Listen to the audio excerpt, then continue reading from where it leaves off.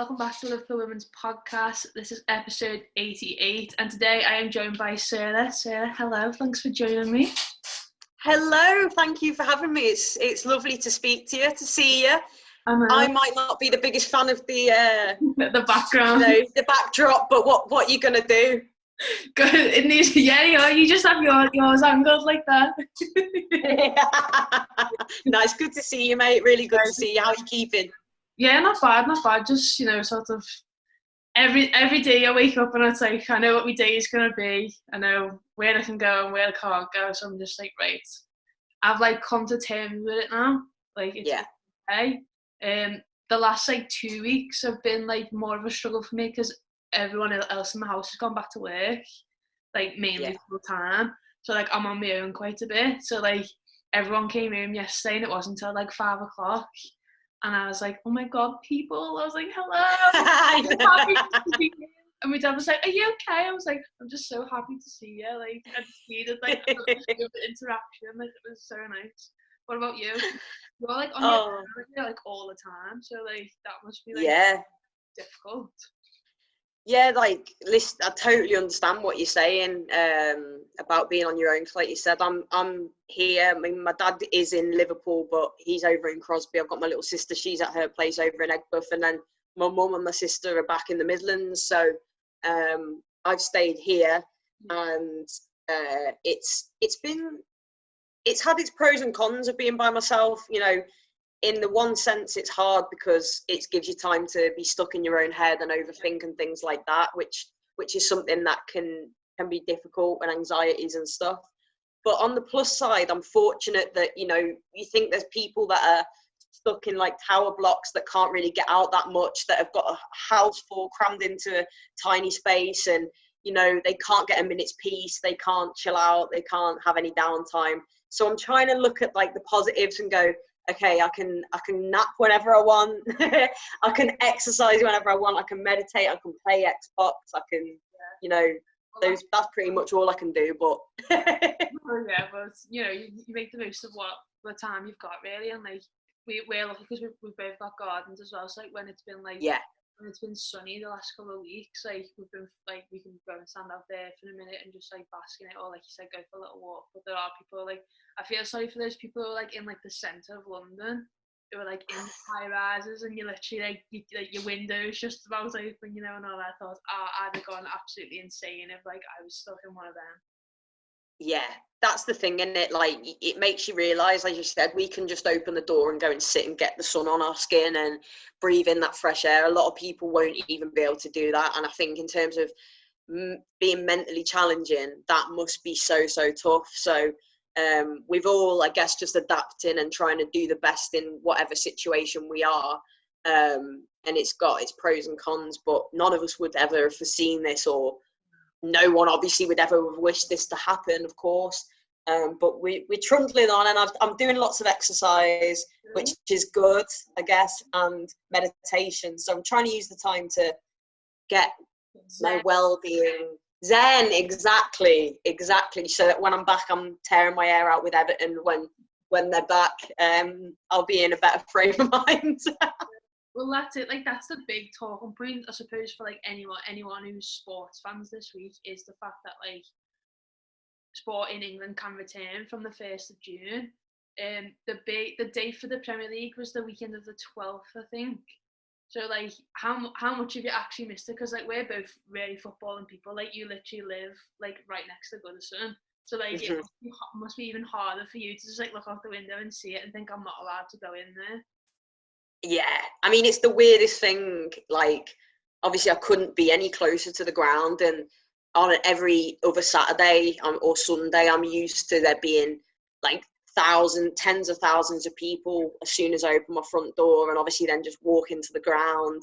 You have the whole thing, the whole routine, don't you? So to be in that same environment, but there's nobody there, and you're looking down the roads, and you just see the odd person walking their dog or something, and you think, gosh, in a parallel universe, this now would be prime time. There'd be tons of people around going to the game, which I think, maybe you realise you take for granted a little bit, like just how important it is in our day-to-day lives. Like, I was Crazy. I was like, I'm never gonna moan about that journey to Prenton Park ever again.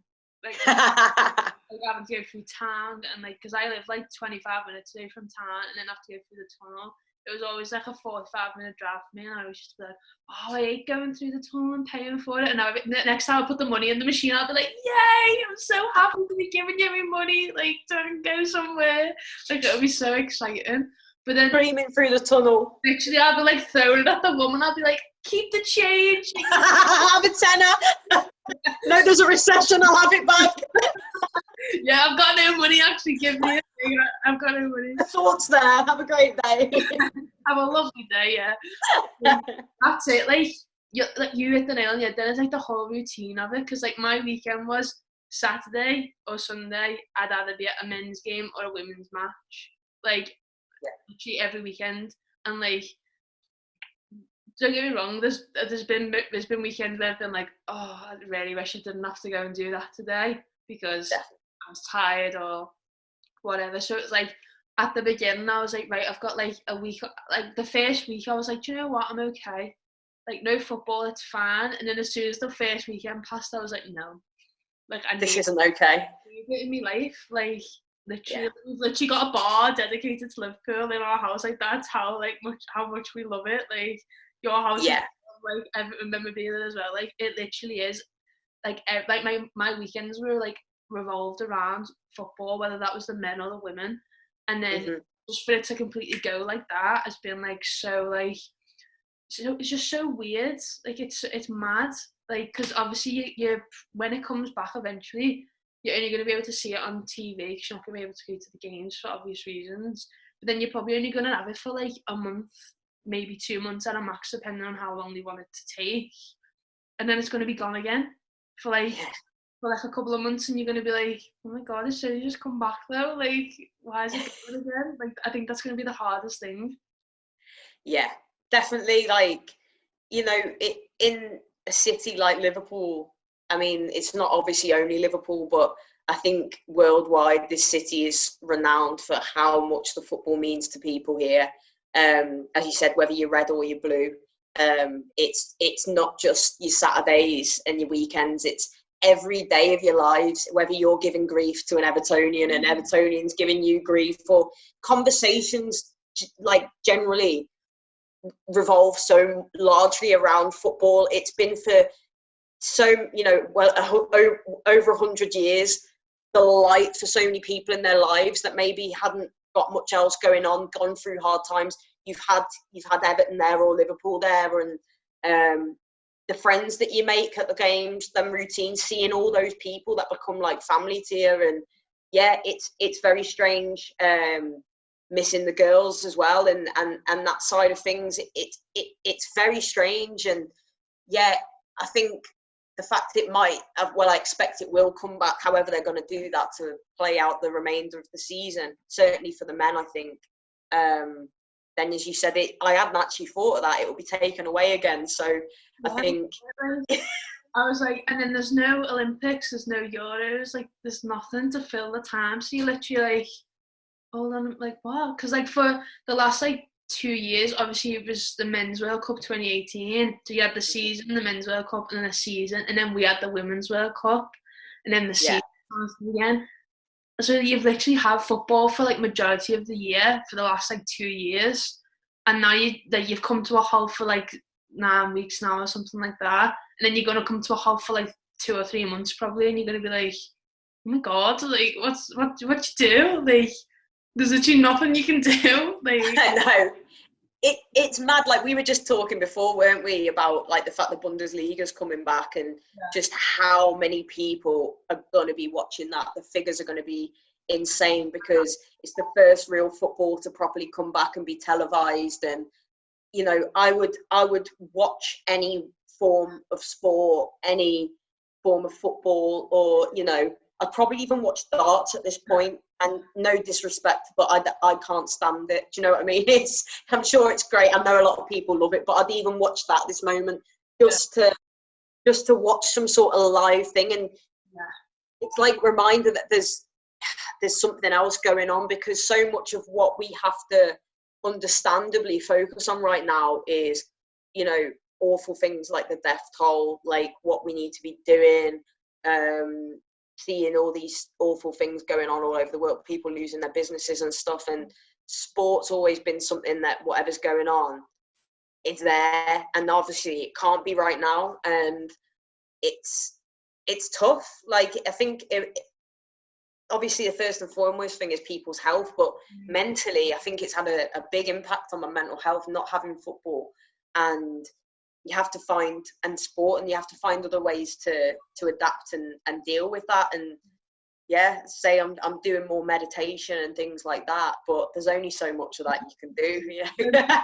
So many times you can listen to someone tell you to breathe, isn't there? Like, breathe. I know what I'm doing. I've been doing it all my life. I know how to breathe. It's like, but yeah, no, I completely understand that, because like you said, I think it's just like, I'm not like a very routine person. Like, I'll happily go about my day at the way it goes, like whatever happens. But I know that like my Saturday and Sunday, I knew what I was doing regardless. I knew like 2 weeks in advance what I was doing, because like my mum would always be like, "Oh, can you go? I've booked your hair appointment for that Saturday at this time," and I'd be like, "No, I can't do that. Like, I've got the match at like this time." Whether that was the men's or the women's, and she'd always be like, "Oh, why do you always know everything about the football? You never know anything about anything else." And I'm like, because like that's just the one thing that I'm like, no, that's like, I care about that so much. Yeah. To just be like gone like instantly and gone for so long, you don't know when it's gonna come back.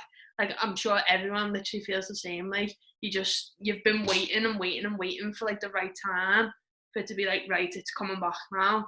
But like, also on another hand, I think I was on like the Red Men Live News on Monday, and me and Ross were talking about it, and I was like, there is really no rush for it at the same time now, because like I said, there's no other tournaments in the summer. So is it the right time to bring it back? Sort of type thing. I don't know. It's sort of like, you've got to weigh up your options, you know what I mean? Yeah, I think that's exactly right. Like you said, with the Euros being cancelled, that of course buys more time. So yeah, I think, as much as we are all missing it, and, we'll be lapping it up, no doubt, as we just said about the Bundesliga and stuff, when we can feast our eyes upon some live sport again, it's got to be safe. And when you've got players, obviously this week Danny Rose has come out and been quite critical about the whole Project Restart thing. You've had more Brighton players coming down with the virus. There's so many factors where, if, say it comes back too soon, and as a result of that, somebody loses their life, then we, in hindsight, everyone will go, well, most people, think everyone would go, yeah, that wasn't the right thing to do. So it's got to be safe. And I think that's the thing. And how can we guarantee that it will be safe and that no one's going to fall ill with it? So yeah, if it means that it's going to save lives, then obviously it has to be pushed back. But when it's the uncertainty and there's no clarity, and I think that's the thing that people are finding really difficult. If they were to come out and go, no footy for 3-4 months, you go, oh, but you know what's what. I think it's being in limbo that's probably, quite challenging for everyone at the moment as well. Yeah, and then I feel like from a women's football perspective, like, I feel like women's football has just been sort of left in the dark a little bit, because like there's not really any clarification on anything at all surrounding when the women's football starts up again, because it's like sport in England from the 1st of June, and as soon as that was it was like the Premier League's the weekend of the 12th, and it's like, well, okay, like I appreciate that, like whatever, but then what about like the WSL? Like, when does that come back? Because women's football suffers enough from like not making enough money and not having enough funding for certain things. So a lot of clubs will make their revenue on match days, and obviously they're not going to get that opportunity to do that because there's going to be no fans in the stadiums. But like, there's not going to be, I highly doubt there's going to be a lot of games broadcasted of every single game of like Premier League, Bundesliga, all the other leagues that may start will happen again. Do you know what I mean? So I feel like women's football's just been like sort of left in the dark a little bit, and you're still not really 100% sure what's going to happen with the league at all. Yeah, it's a really tough one, and I know, the girls themselves are struggling with it because they don't know what is going to happen. I was talking to Chloe Kelly a couple of weeks ago, and she was saying it's such a strange feeling because obviously she was a player who individually was having a great season. She's like, I don't know if my 9 goals are going to count. I don't know what's going to, you know, and like you said, it's the women's football is, we all are aware, it's nowhere near in terms of finances, can't get near the Premier League and stuff like that. So you worry for the teams. Obviously, we've already unfortunately seen Filed have closed. I know you're going to raise that, and we'll talk about that. And that's devastating. What are these girls going to do? What are all the staff going to do? You know, it's not just the fans. It's obviously these players. And I think when you look at Premier League and leagues like that, these footballers aren't going to go without. You know, they've obviously financially supported, and they're going to be okay. You can't say that necessarily for the women's games. Their contracts, things like that. So many times uncertainty. Yeah, like I think, and I don't know what players, but I know a few of our players are only on like 1-year deals. So like, how does that work? Like, if, and I don't know, like obviously I don't know anything about Liverpool women, like in terms of like back in the background, like what's going on with player contracts and stuff like that. Like they might be working towards that, but there will be some teams who like clubs won't be able to tell them what's going on because the clubs don't know themselves. So like, it's just, everything's just in like limbo at the minute. And obviously there would have been a lot of players who would have gone like back home. So I know, for example, Anke Prost went back to Germany when the lockdown began, when you could like fly out fit. So she went back home. So it's like, well, when can she safely return? Yeah, of course. Because you can't say, oh, next weekend your games are going to start, because she might have to go into quarantine for like 2 weeks just to be safe. Yeah. So like, we're going to be without our first choice goalkeeper potentially for our first match. Like, there's just little things like that. Like, I know Hayley Raso is still in Australia. Yeah. Never even seen her. I think she came for like a week. I remember seeing her on Instagram. She came for like a week, and then obviously lockdown, so she like went back home to Australia. I was dying to meet her, and it's like, oh, she's off. Like literally, like, but like Australia's like a 24-hour trip, so like she needs like a good bit of time in advance for her to come back and be able to get settled in again. So like, it's just little things like that like sort of, you don't know how everything's going to play out for like certain months. It's worrying, like, and the longer it goes on, as you said, everyone's talking about specific dates for the Premier League, etc. In terms of women's football, we are so in the dark right now that no one has any clue what's going on. I think there was a meeting yesterday and they were hopeful to hear more, but now it's been, you know, pushed back to May the 25th, so still no closer to knowing what's going to go on. And you know, I think the WSL are probably largely going to follow what goes on with the men's leagues. I'm not too sure. So if that all goes ahead, which I think they'll find a way to make it happen, then maybe that means the women play out the rest of the games. There were still many fixtures, of course, that needed playing, that from games that had been cancelled, postponed, etc. But yeah, it must be a really, really troubling time for the players and staff and stuff to not know what's going to happen. And of course, we, you know, our respective teams, Everton and Liverpool, we're fortunate that we've got the association with the Premier League club.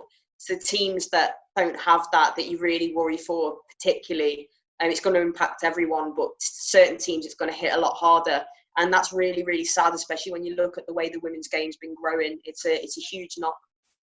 Well, that's it, because it went through such a good period of like more like media presence and more broadcasting like rights and stuff like that, and then it feels like there's just always like another hurdle added. There's so many hurdles that women's football and like women's sport in general has to like jump over, but like there's just always another one that like seems to be put in the way all the time, and you're just like, when's it gonna end? Like, when are you just gonna get like one season where everything goes right? Because it just hasn't at all this season. Like, there's nothing's gone right, and I'm just like, oh my god, like 2020 has just been like a terrible year. It started off like that, and it's just gone, no, like, stop completely. It's crazy. And I mean, obviously for you guys, in terms of the men's team, must just be the most like frustrating thing in the world to not know. I think it will happen, but obviously You know, you just couldn't write. You could not write it, could you? You know, and this year, even in terms of, you know, think back, Australia was on fire for like months, and then like, do you know what I mean? There's things like this. Then we had all them mad storms that cancelled like the derby and stuff. Like, there's been so much crazy stuff that you feel like nothing could get madder, and then COVID-19 comes, and we're just like, throw a global pandemic at you. Yeah, just chuck that in there. Like, what? What is going on? Like, what? Like, is all like the conspiracy theories about us being in like a game like true, or like we actually all Sims? Like, who knows? Like, don't, and someone's just got drunk and come home and gone, yeah, I'll have some of that. You know, just have all that. Like, someone set the kitchen on fire and everyone's just like, oh, what's going on here? Like, literally no one knows. And it's like, that's the thing. Like, because no one knows when it's going to end, like, you can't blame anyone. Like, there's no one. I know. And there's no one to be like, you need to fix this, because it's like, well, I can't fix it because it's a global pandemic. Like, you can't just exactly. And I think, you know, there's certain people that are probably going to be quite happy about that, because unfortunately, you know, in times like this, people do start to turn on each other, because nobody really does know where to put the blame, because we don't know where it's come from. You only have to go on Twitter, Facebook, you know, all these platforms, and everyone's got an opinion about it, where it's come from. It was man-made. They did it, he did it, she did it, and, you know, they've got the cure, and it just sends your head crazy, because, you know, it's not in our control to find out. We don't know. All I know is it's horrible, and that, you know, the sooner it can be gone, the better. So many people have lost their lives, which is really obviously the most devastating thing. And you just who could have foreseen this? You know, it's absolutely crazy. But, you know, we've learned, I think, what really matters as well. And football obviously really matters, but our loved ones, and keeping safe, and the ones that you love safe, and makes you realise a lot of stuff. So I'm trying to look at me getting all insightful. No, like deep. I lost where I was then, Lauren. I do apologise. No, do like a tangent. Really, but all our videos the last couple of weeks have just been all over the place. So like, because literally we're literally scraping the barrel of content, editing that. Oh, thanks, and she's asked me on today. No, we did like a slang challenge. I'm like, what? Like, why did we do that? Like, it's got no purpose whatsoever, but we've literally got like nothing else to do. So I was like, oh mate, there was like something like footy related this week. I was like, yes, a podcast that's gonna be football related, like chat. Like, it's gonna be so nice to do it. And like, I need it back now, just more for the clarity of like, because obviously I've got two different things. I've got Liverpool men that could potentially win the league, and I've got Liverpool men that should get relegated. And I'm just like, total. Yeah, exactly. That's actually mad when you think, like, so on one side you're about to do something that's going to make you so happy, and then you potentially could, you know, see the girls get relegated, which I know would break your heart. You'd be dead upset. So what a strange place to be in, and, you know, hopefully at some point it does get resolved, whatever happens. Like, in terms of like the women for relegation, like Ross was saying the other day, or if like the seasons do get flooded, like, would you be really happy that like you've stayed up because of like no relegation, no champions, they just start again? And I was like, obviously yes, I'd be happy that like we didn't go down, but I was like, I'd like to know what could have happened. Yeah.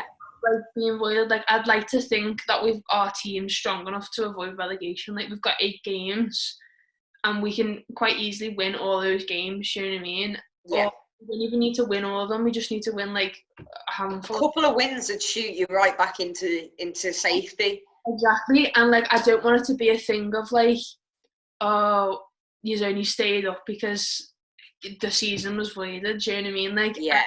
I'm confident that Liverpool women can stay up, and that we can, because we've got the team, we've got the management, we've got the backroom staff to be able to do that. So like, definitely. I think if the season was voided, like, obviously I'd be happy that like we stayed up, But then I just think there's so many other so many other things that just like I can't think of the word that I'm trying to like explain, but like next season there's so many like repercussions from the season. Yeah. Do you know what I mean? And it's like Yeah. I'd feel harsh on like whoever's in the like obviously the FA Cup final to play, who's going to be champion, who's going to get Champions League, like all that type of stuff. But like that'd just be another headache to add on to everything else. So like I'd rather have to wait another month or 2 months for everything to be not completely safe, because I don't think it's going to be completely safe for like a couple of months, maybe until next year. But to know that maybe like July is the best time to do it, I'd have to wait until July until the players feel safe enough to do it. There's going to be no fans in stadiums regardless of whatever time you do it in the year this year. So like that's like just we know that. But I'd rather the players feel comfortable enough to do it and like be in the right headspace for it, especially when you're like doing like a relegation battle. Like you don't want to constantly be like, oh, I don't want to go and tackle it in case, because like there will be some players who will have that like mindset to do it all. Yeah, 100%. I think that's actually such a good point.